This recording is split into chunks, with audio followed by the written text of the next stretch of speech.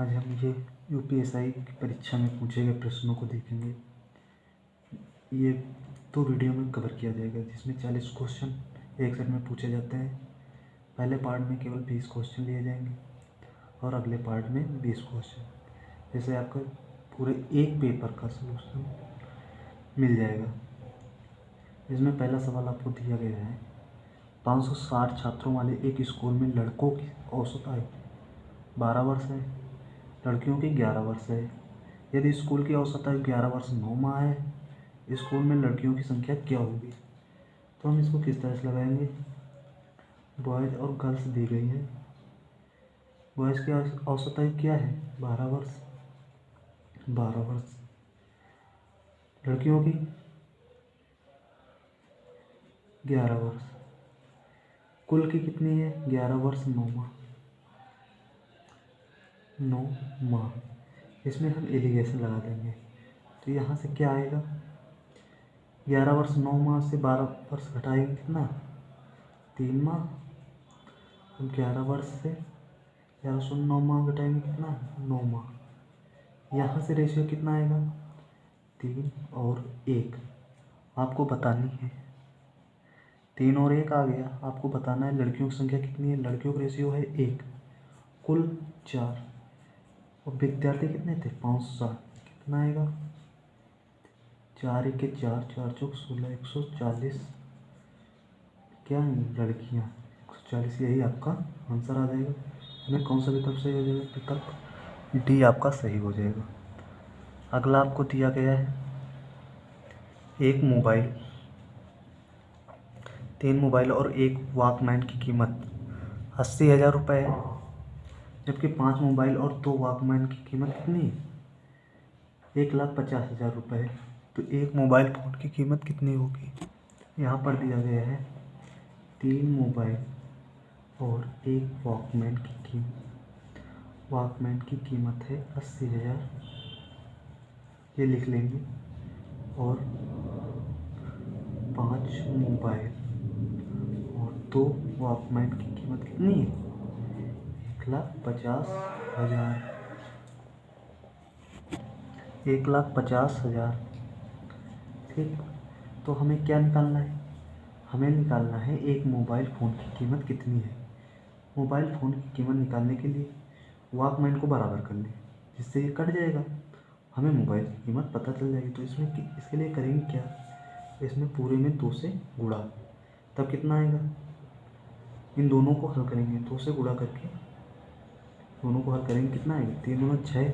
6 mobile में 5 mobile चले गए, एक मोबाइल कीमत कितनी आ जाएगी? 8 दूनी 16, 1,60,000। 1,60,000 में 1,50,000 चले गए, कितना? 10,000 रुपये। यही आपका आंसर आ जाएगा। तो विकल्प कौन सा सही हो जाएगा? विकल्प डी आपका सही हो जाएगा। अगला सवाल आपको दिया गया है, एक रंगों की डाई को लाल और पीले रंगों को 2:5 के अनुपात में मिलाकर बनाया गया है। यदि डाई में लाल रंग की मात्रा को 25% से बढ़ाया जाता है, तो बनने वाली नई डाई में पीले रंग का प्रतिशत कितना है? लाल और पीले का प्रतिशत कितना दिया है? रेड और पिंक का प्रतिशत आपको दिया गया है 2:5। तो हम इसको ये भी कर सकते हैं 20 और 50 मान लें, ठीक, अपनी सुविधा के लिए, क्योंकि आगे 25% से बढ़ाया गया है, जैसे कि आसानी से कट जाए और कुछ नहीं इसका मतलब। ठीक, हम बता रहा है कि लाल रंग की मात्रा को 25% से बढ़ा दिया गया है। अगर इसको हम 25% बढ़ाएंगे, कितना हो जाएगा? तब आपका आ जाएगा 25। क्यों 25 आ जाएगा? 25% बढ़ाने पर 25। तो आपको बताना है पीले रंग का प्रतिशत कितना है। पीला रंग है कितना? आप देख रहे हैं कि 50 है, कितने में? कुल कितना हो गया? लाल कलर कितना हो गया? 25 और पीला है 50, तो कुल हो गया 75 × 100। तो आप करेंगे 25 दूना 50, 25 × 75 या 300, 200/3। 200/3 का मतलब होता है 66.67%। यही आपका आंसर आ जाएगा। अगला सवाल दिया गया है, भारत और ऑस्ट्रेलिया के बीच एक क्रिकेट मैच के पहले 20 ओवर में भारत का प्रति ओवर रन रेट 7.1 था। अब 45 ओवर में 425 रनों का लक्ष्य पाना है। भारत के लिए न्यूनतम कितना औसत बनाए रखना जरूरी है? ताकि ये पक्का हो जाए कि ये खेल जीत जाएगा। ठीक, तो 20 ओवरों में 7.1 के रन रेट से कितने रन इसने बनाए, पहले तो ये देखना। 7.1 का रन रेट, तो आप कहोगे कितना बनाए आप, 104, 142 रन। लेकिन 45 ओवर में इसको चाहिए कितने, 425। अब शेष कितने बनाने हैं, शेष कितने बचे, तो आप कहोगे 425 में 142 घटा दीजिए, तो कितना आ जाएगा, 425 में 142 घटाएंगे आपका आ जाएगा 283। ठीक, 283। तो कितने ओवर, 20 तो ये हो ही गए। आपको जीतने के लिए, जीत के लिए औसत एवरेज रन रेट क्या होगा, एवरेज रन रेट होगा आपका 283। आपको चाहिए कितने ओवर में बनाने हैं, 20 तो पहले हो गए थे, कुल थे 45, तो 25 ओवर बनाने हैं। जब आप इसको डिवाइड करोगे तो आपका आ जाएगा 11.3 कुछ समथिंग। तो इस किसके बराबर होगा, विकल्प सी के बराबर होगा, 11.4। इसके बाद कुछ आएगा तो इसको राउंड फिगर में लिखने के लिए क्या करेंगे, 11.4। ठीक, यही आपका आंसर आ जाएगा। अगला बहुत ही अच्छा सवाल दिया गया था। एक त्रिभुजाकार खेत जिसकी भुजाएं 26, 28 और 30 सेंटीमीटर हैं, 30 सेंटीमीटर नहीं 30 मीटर हैं। ठीक, 26, 28 और 30 मीटर हैं। ठीक, के प्रत्येक कोने पर एक गाय को 7 मीटर लंबी रस्सी से बांध दिया गया है। प्रत्येक कोने से एक गाय को 7 मीटर लंबी रस्सी से इस तरह से कुछ बांध दिया गया है। ये लेकिन दूरी कितनी, 7 मीटर। ठीक, 7 मीटर रस्सी से बांध दिया गया है। तीनों गायों के चरने से बचे हुए खेत का क्षेत्रफल कितना है। जो ये शेष क्षेत्रफल बचेगा, ये आपको क्षेत्रफल बताना है ये कितना है। तो बच्चे, आप कहोगे बच्चे भाग का क्षेत्रफल बराबर क्या होगा, त्रिभुज का क्षेत्रफल माइनस त्रिभुज का क्षेत्रफल माइनस। अब ये क्या है, ये क्या होता है, वृत्त में जब ये भाग काटा जाता है इसको कहते हैं क्या, त्रिज्यखंड। अगर ये θ1 है, ये θ2 है, ये θ3 है, तो आप क्या कहोगे, 3 गुणा एक त्रिज्यखंड का क्षेत्रफल। त्रिज्यखंड का क्षेत्रफल होता क्या है, पाई r स्क्वायर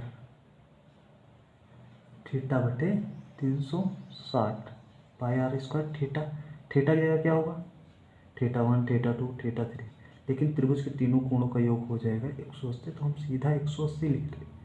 कितना हो जाएगा, तीनों कोणों का योग कितना होता है, 180 होता है ना,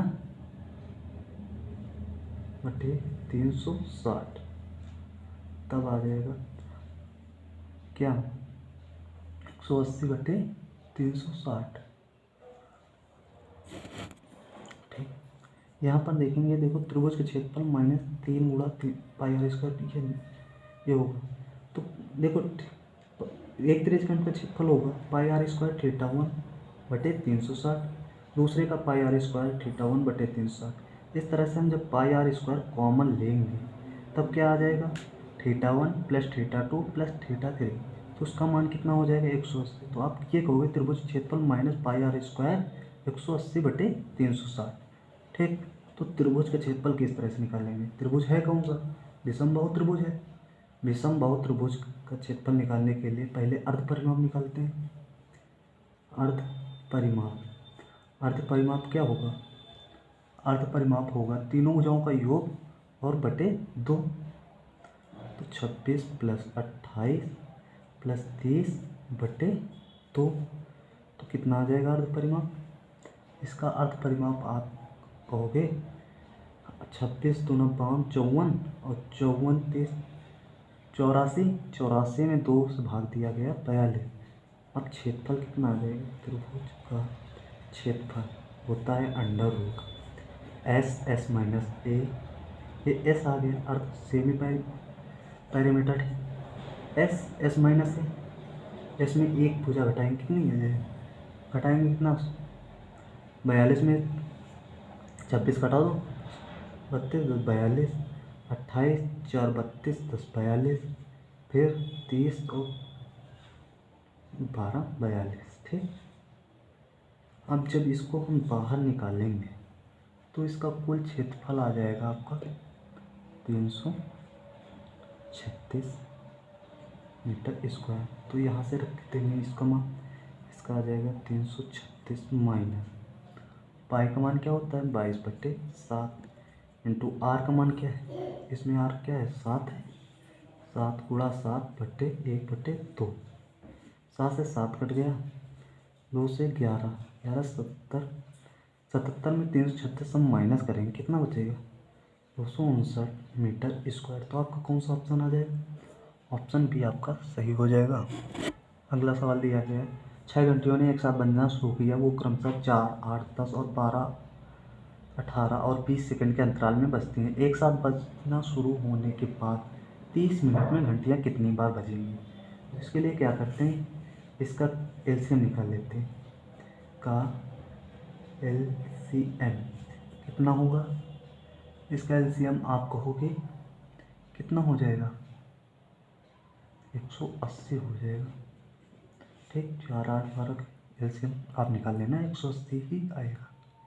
ठीक, 180 हो जाएगा, इसका एलसीएम कितना आएगा 180 गुणा 2 360 आएगा। ठीक, अगर 180 ले रहे हैं तो यहाँ से ये नहीं घटेगा 12। ठीक, अगर ये कितना आएगा 360, अगर पहले 180 लेते तो 8 से डिवाइड होता नहीं। ठीक,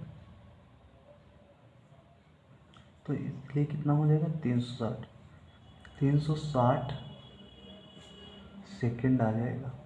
इसको कितने 30 मिनट में घंटियाँ कितनी बार 7 बजेंगी, तो आप कहोगे 30 मिनट है, 30 मिनट को हम सेकंड बनाएंगे कितना 60 से गुणा कर देंगे, कितना 360 सेकंड भाग करेंगे तो कितनी बार आ जाएगा 0 0 36 6 5 30 यानी कि 5 बार।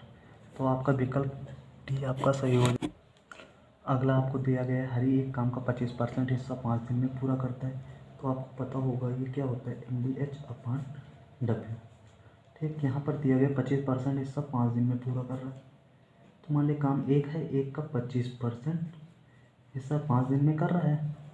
इस काम से 20 गुना बड़ा काम, एक का 20 गुना बड़ा काम करने में कितने दिन का समय लगेगा। तो अब मान लेंगे डी दिन का समय लगेगा। तो इसको हल करेंगे 25 चौको 100 4 पंचे 20 20 है 400, डी इक्वल टू कितना आ जाएगा 400 दिन। तो आपका विकल्प डी आपका सही हो जाएगा। अगला सवाल दिया गया है, बढ़िया सवाल है। किसी एक बिंदु से ए से सुबह 6 बजे गिरी जो है, एक बिंदु ए से सुबह 6 बजे 20 किलोमीटर प्रति घंटा की रफ्तार से निकलती है और गौतम बिंदु बी से 7 बजे 10 किलोमीटर प्रति घंटा की रफ्तार से निकलता है। वे दोनों एक दूसरे की ओर यात्रा कर रहे हैं। ए और बी के बीच की दूरी 100 किलोमीटर है। ए और बी के बीच की दूरी कितनी है 100 किलोमीटर है। एक दूसरे की ओर यात्रा कर रहे हैं, वे दोनों कितने बजे मिलेंगे आपको ये बताना है। गिरी जो है, एक गिरी व्यक्ति है, एक है गौतम। ये निकल रहा है 6 बजे प्रातः और ये निकल रहा है 7 बजे और इसकी चाल है 20 किलोमीटर प्रति घंटा, इसकी चाल है 10 किलोमीटर प्रति घंटा। ठीक, आपको ये पता होना चाहिए कि अगर ये एक साथ इसको ये जब एक दूसरे से मिलेंगे तो इन्हें समान समय पे चलाना होगा। ठीक, यहाँ पर समय दिया है गिरी 6 बजे निकल रहा है और ये 7 बजे निकल रहा है, तो इसको समान समय से चलाने के लिए 1 घंटा गिरी को पहले निकलना पड़ेगा। यानी कि 6 से 7 बजे तक गिरी कितनी दूरी तय करेगा, गिरी 1 घंटे में कितनी दूरी तय कर लेगा, 20 किलोमीटर प्रति घंटा रफ्तार है तो 20 किलोमीटर दूरी तय करेगा। अब शेष दूरी कितनी बचेगी, आप कहोगे 100 - 20, 100 - 20, तो कितनी दूरी बची? 80। अब 7 बज गए, अब दोनों को चलाना पड़ेगा।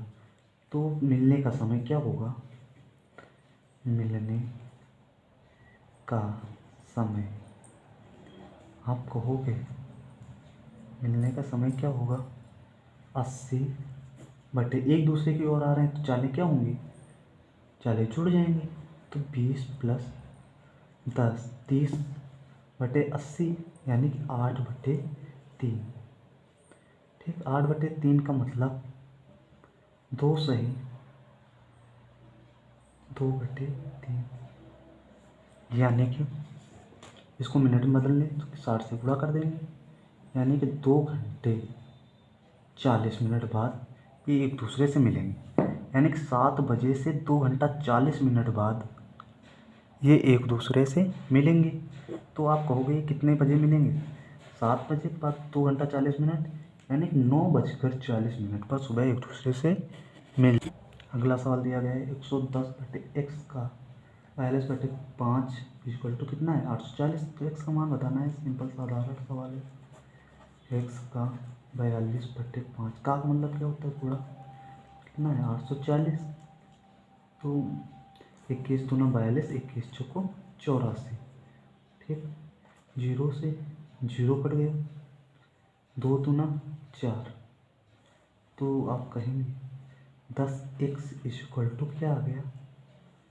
11। तो x इक्वल टू क्या आएगा? 11/10। यही आपका आंसर आ जाएगा। तो कौन सा विकल्प सही होगा? बी, ये विकल्प आपका सही हो जाएगा। अगला सवाल दिया गया है 30 के 80% और 25 के 4/5 में कितना अंतर है? तो 30 का 80% कितना होगा? 24। और 25 का 4/5 कितना होगा? 5 में 25, 500 को 20, कितना अंतर है? 4 का। तो विकल्प ए आपका सही हो जाएगा। अगला सवाल आपको दिया गया है 600 ग्राम, 420 ग्राम और 780 ग्राम वजन के 3 चॉकलेट बॉक्स को एक समान वजन के छोटे टुकड़ों में काटा गया है।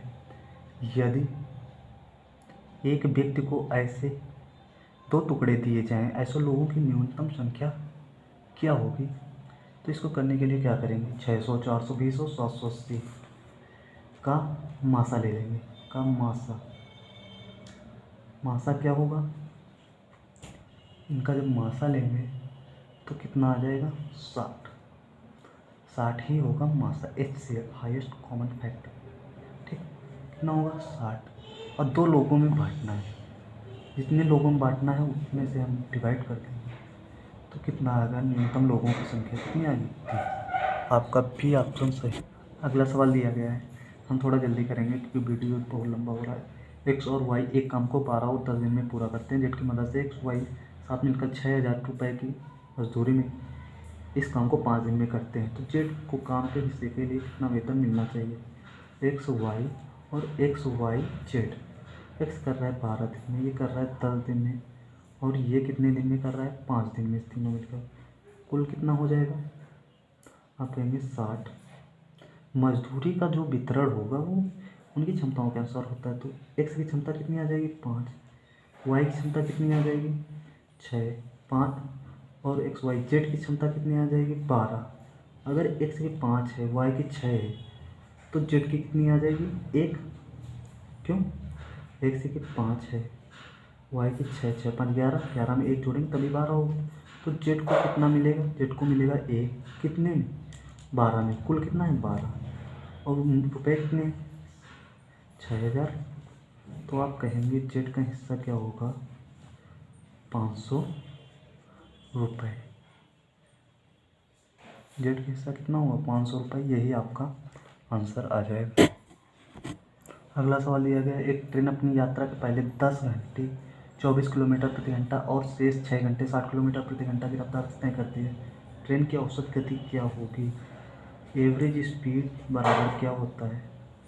कुल दूरी। कुल दूरी का मतलब 10 घंटे में जो 24 किलोमीटर की चाल से चल रही है और 6 घंटे में 60 किलोमीटर प्रति घंटे की चाल से, कुल दूरी बटे कुल समय। पहले कितना समय लग रहा था? 10 घंटे, फिर बाद में 6 घंटे। तो कितना आ जाएगा, आप कहोगे 600/16, तो कितना आ जाएगा 37.5 किलोमीटर प्रति घंटा। तो आपका ऑप्शन कौन सा सही हो जाएगा, विकल्प भी आपका सही हो जाएगा। अगला सवाल दिया गया है, शिवा ने एक निश्चित दिन 2,000 रुपये साधारण ब्याज और चक्रवृद्धि ब्याज पर निवेश किया। यदि ब्याज की दर 6% है तो 3 साल की अवधि के लिए साधारण ब्याज और चक्रवृद्धि ब्याज में फर्क क्या है। तो पहले वर्ष क्या होगा, 2,000 रुपये की राशि निवेश की, कितने परसेंट की दर से, 6% की दर से, तो कितना ब्याज मिलेगा, 120 रुपये। ठीक, यही तो होगा।